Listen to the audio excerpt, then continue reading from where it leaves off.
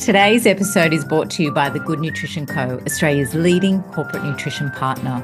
The Good Nutrition Co. has helped support the health and wellbeing of over 35,000 employees around Australia with exclusive masterclasses and on-demand learning, on-site workshops and one-on-one dietitian support. Head to goodnutritionco.com to find out how we can help you build a culture of health, wellness and productivity in the workplace today.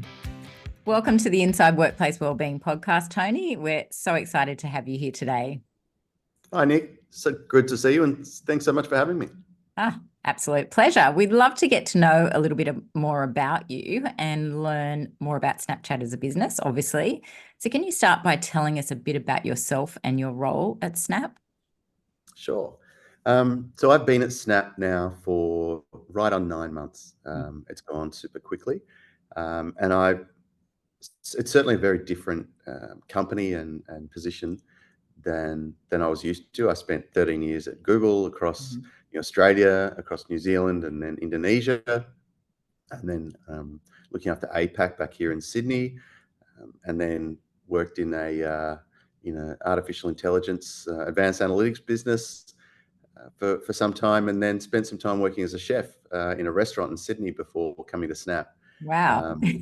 And so it's been a really interesting journey into the business, but the learnings in terms of, Snapchat as an operation and as a platform, it's very different from, other tech businesses. And that's what drew me to it. Right? It's super exciting. So my role here is to look after the business operations across Australia and New Zealand.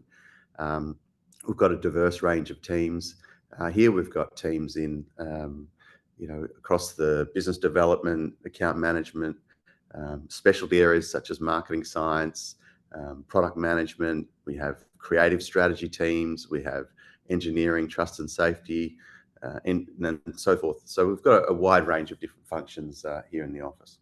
Yeah, sounds really diverse. And I guess, from our perspective in the whole workplace wellbeing side of things, like I can imagine that would be a challenge to be trying to look after everyone's, wellbeing as part of that.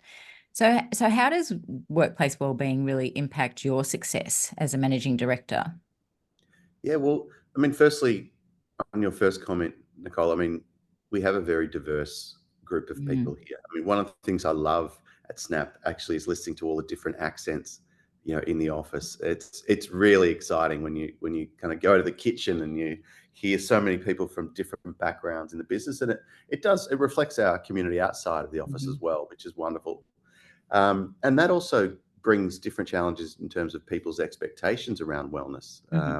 Their backgrounds, their beliefs, their passions, and their norms.